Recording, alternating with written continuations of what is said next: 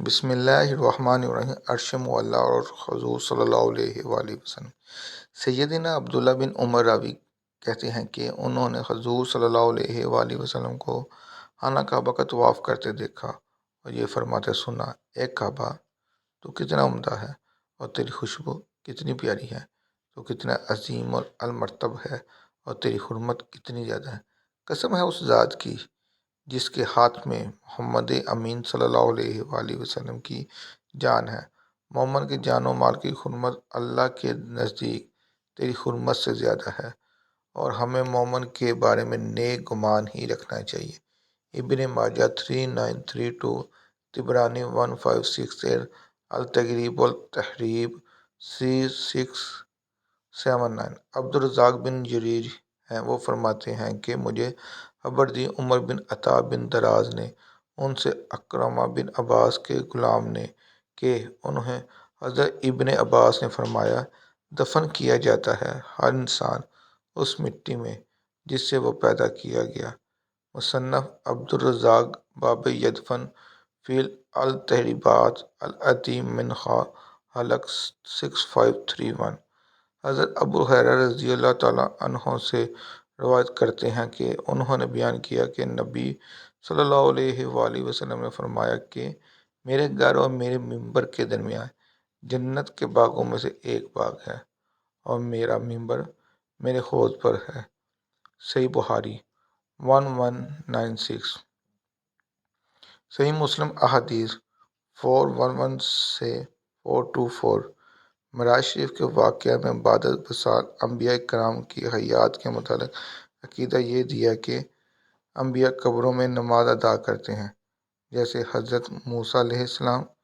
دوسرے انبیاء کرام حضرت آدم علیہ السلام، حضرت عیسیٰ علیہ السلام، حضرت یحییٰ علیہ السلام، حضرت یوسف علیہ السلام اور میں، حضرت ہارون علیہ السلام، حضرت موسیٰ علیہ السلام، حضرت ابراہیم علیہ السلام، حضرت موسیٰ علیہ السلام آسمانوں پر بھی ہیں۔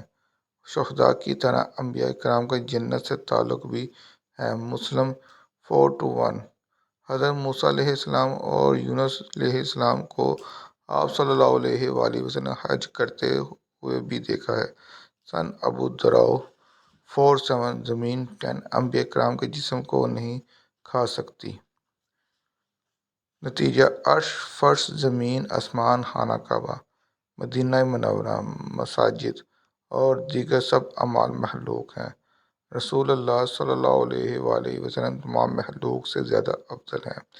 ایک مومن کی شان خانہ کعبہ سے زیادہ ہے تو رسول اللہ صلی اللہ علیہ وآلہ وسلم جو معراج کی رات میں تمام انبیاء کو آسمانوں پر دیکھتے ہوئے سب سے اعلیٰ مقام پر تشریف لے گئے، اور جس سے یہ بھی سمجھ میں آیا کہ تمام انبیاء کے مقامات سے اوپر نبی کریم صلی اللہ علیہ وآلہ وسلم کا مقام ہے، یہاں وہ آسمانوں سے اوپر تشریف رکھتے ہیں، اور مدینہ منورہ ہمیں بھی ان کا اپنے جسد خاکی سے تعلق ہے۔ مسند احمد 18559۔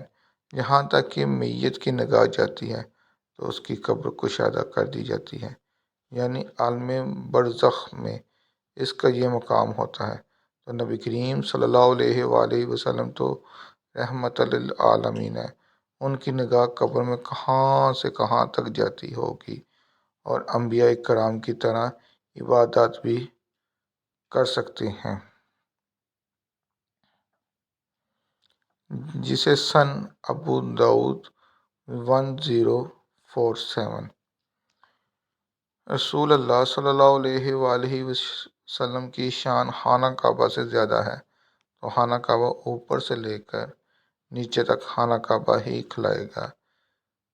اسی طرح رسول اللہ صلی اللہ علیہ وآلہ وسلم جس قبر انور میں ہیں، آپ صلی اللہ علیہ وآلہ وسلم کے ساتھ جو مٹی چھوتی ہے اس کی فضیلت بھی ایسی ہے۔ علماء کرام کا اجماع ہے کہ بے شک وہ زمین جو رسول اللہ صلی اللہ علیہ وآلہ وسلم کے جسم پاک کو چھو رہی ہے وہ ہر چیز سے افضل ہے، حتیٰ کہ عرش اور کرسی سے بھی افضل ہے۔ اگر آپ لوگوں کو میری ویڈیو اچھی لگے تو میرے چینل کو لائک سبسکرائب اور بیل آئیکن کا بٹن پریس کریں تاکہ آنے والی ویڈیو کے بارے میں جلد سے جلد نوٹیفیکیشن مل سکے۔ شکریہ۔